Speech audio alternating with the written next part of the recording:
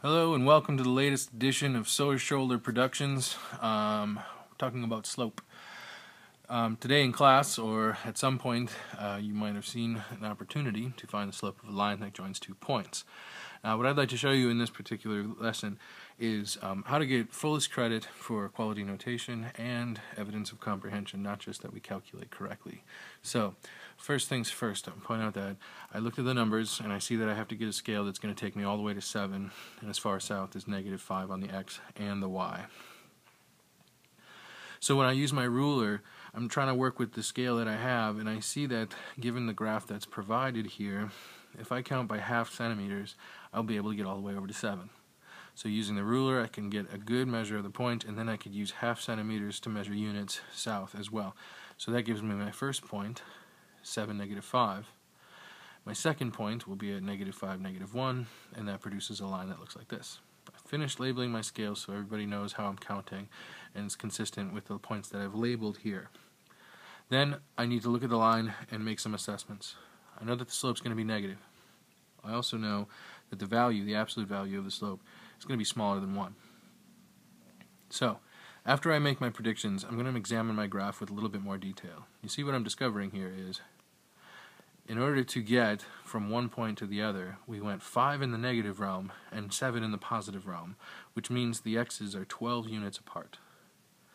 To get to this point, the difference between these 2 points here is from -5 to -1.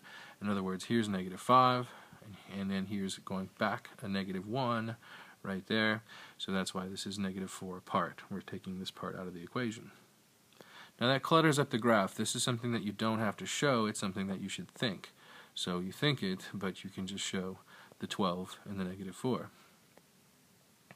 So naturally, when I do change in y and change in x, like I said, we had 7 this way and 5 that way, and we had 5 this way and 1 in the same direction.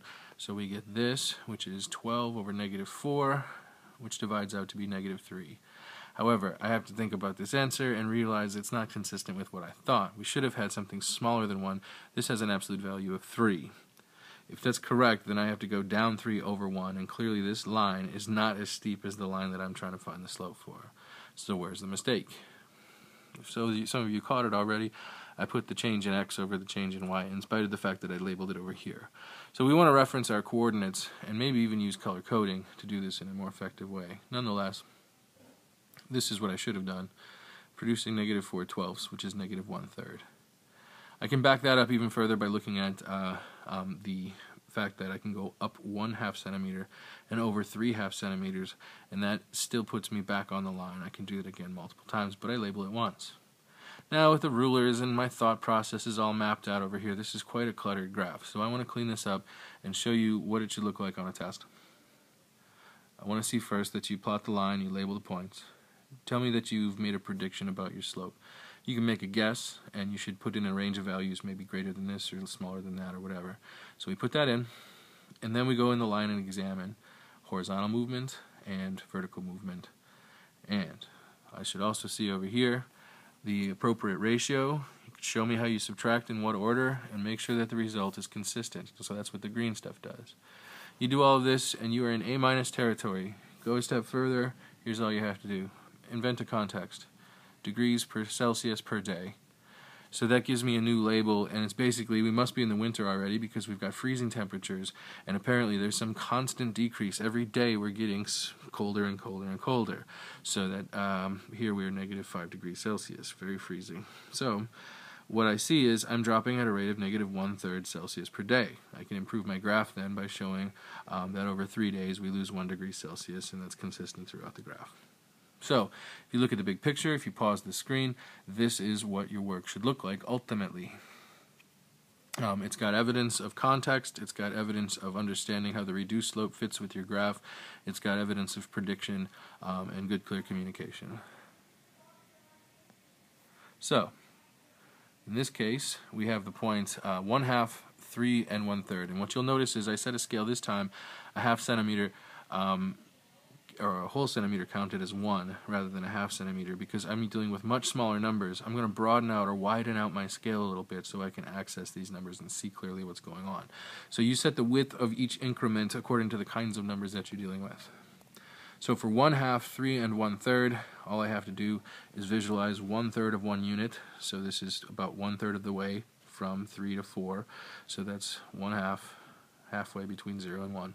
So that's a pretty reasonable spot to put that point, and the other point located here at 2/3. So then I make a prediction. We got a positive slope for show, and the change in y over change in x should be between 1 and 0. I'm guessing maybe around 1/2, question mark. Then I examine the graph, take a good look, and one of the things I noticed is from this baseline 3, this point is 1/3 above 3, and this point is 1/3 below 3, so they're 2/3 apart. Horizontally speaking, we have to go over 1 plus another 1/2 or over 1.5. So I'm pretty sure my slope's going to be 1.5 over 2/3. Of course, we have to reduce that. Here's how the work looks. Make sure we're subtracting the coordinates in the right order to represent the distance, but I already know this is going to be 2/3 and this is going to be 1 and 1/2 to prove it. First of all, notice I borrowed a 1, so instead of 3 and 1/3, there's 2 and 4/3. 4/3 is 1 1/3. 1 1/3 plus 2 is 3 and 1/3. So I just kind of rearranged this number so that I could subtract now. 2 minus 2 is 0. Take away 2/3 from 4/3. We get 2/3 over 3/2. Today I'm going to use this technique for getting rid of the fractiony fractions. That is, whatever the denominator is, I'm going to multiply top and bottom by its reciprocal, because everything divides out to 1 down below, and we end up with 2 times 2 over 3 times 3, or 4/9. That's your A- level work to get the A. Put it in a little context. This time we're talking about cheese balls per cow. Seems like I could get 4/9 of a cheese ball for every cow.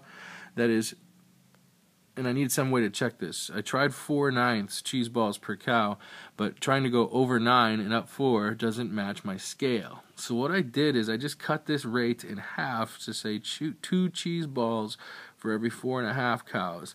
Now I can go over here, and using my ruler I can measure 4.5 units across and 2 cheese balls up, and then extend my line and recognize that that is consistent with the slope that I found. So I'm also checking to see that I simplified correctly, and also finding out that my slope, 4/9 of a cheese ball per cow, is indeed correct. So that extra little bit of thinking is worth an extra little bit of grade. So on my paper I write, used this value to check, see the graph, there's where I see the 4.5 cows and 2 cheese balls, or sorry, 4.5, yeah, cows, 2 cheese balls. So do the same thing here. I don't have the answer, but I suspect that you can use the Desmos app that I gave you if you want to make sure that you have the right answer. But if you're doing the work consistent with the way I've demonstrated for you, you should see there's no reason to give the wrong answer. Just practice this with your fractions. I wanted to get to this one. We have 3 points, and they all are solutions to a function equation, and I want to know, is it a linear function? If the function is in fact linear, then one of the things is obviously a line should go through all 3 points. Now upon examination it looks like there is not a line that goes through all 3 of these points. However, I am not convinced that my points are plotted absolutely perfectly. So my prediction, prob's not going to be a line. But my instructions say use slope calculations. Use slope calculations to see if it's a line or not. So here's my proof. First thing I'm going to do is I'm going to label the points A, B, and C, and then I'm going to explore the line AB, calculate its slope. So here's line AB, calculate change in y over change in x, and I get 3.5 over 7. I can simply recognize that 3.5 sevenths is clearly 1/2. It's a 1-to-2 ratio, or I could double top and bottom to get 7/14, which again, clearly 1/2. So the slope of the line connecting A to B is 1/2. However, when I try AC, first of all, I recognize that AC seems to be less steep. The purple line looks like it's not going to be as steep as the red line, so I should expect a number that's going to be less than 1/2. When I make my calculations, I find 5.5 over 12. Since I don't like 5.5 over 12, I'm going to double the top to get 11. I'm going to double the bottom to get 24. And what do I notice? First of all, they're not the same. And second of all, this is a smaller value. It's less than 1/2. So they're not only not a constant rate, but indeed the purple line is not as steep as the red line. Now, if I want to really drive this point home and I have a little extra time to kill before the end of class, I'm going to look at BC, the third connecting line, and see if BC's slope is also inconsistent. BC ends up with a slope of 2/5, and that is also not the same as the slope of the line between any other of the points. So this is a non-linear function. oops, first I have to get back over here, add the fact that the function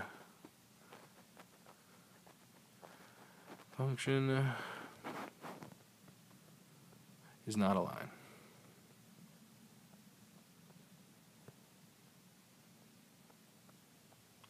Okay, last but not least, airplane. See, here's what I know. Change in y over change in x is talking about vertical movement against horizontal movement. So I go up 3 for every 8 across. So this is the way the plane was lifting up off the ground at that kind of an angle. So obviously, if I go 3 feet up for every 8 feet across, that means if I went 800 feet across, it means I go 300 feet up, which would give me a flight path that gives me the purple line. In other words, change in y over change in x is 3 to 8. That's the same as 300 to 800. I want to know what if I went 1200 horizontally. That's change in x is my horizontal change. So if I went 1200, one of my choices, and I'll show you some other ways we can do this, but one of my choices is to say, you know what? If I go 800 plus a half of 800, I get to 1200. 1.5 times 800 is 1200. So here's all I have to do. Multiply top and bottom to be consistent by 1.5 to get a ratio of 450 to 1200. In other words, 450 to 1200 is a 3 to 8 ratio. If I go 1200 feet horizontally, it corresponds to 450 feet vertically. I can check that by measuring 12 centimeters across. It would be 4.5 centimeters up. And I label it 450 to 1200 to be consistent with the feet because this is a model drawing. I should have used a ruler here, by the way, but I was getting tired. So, here's another option. Set up a proportion.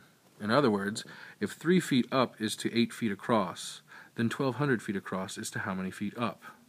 Multiply both sides by 1200. 8 goes into 1200. You could either know this or divide by, half, so we get 600 is to 4. Ultimately, you'll find a 150 to 1 ratio there. So in other words, change in y is equal to 3 times 150, or 450 feet. That's exactly what I got looking at this approach. Or you can use a functions approach and recognize that the vertical height is dependent on the horizontal movement by a 3 to 8 ratio. So if I know the height, it'll give me the vertical movement. I multiply 3/8 by 1200. 8 goes into 1200 150 times, 450 feet. So no matter how you slice it, 3 different ways to tell you the same truth. The plane would reach 450 feet in elevation by the time it went 1200 feet horizontally. I hope you found this helpful. Have a great day.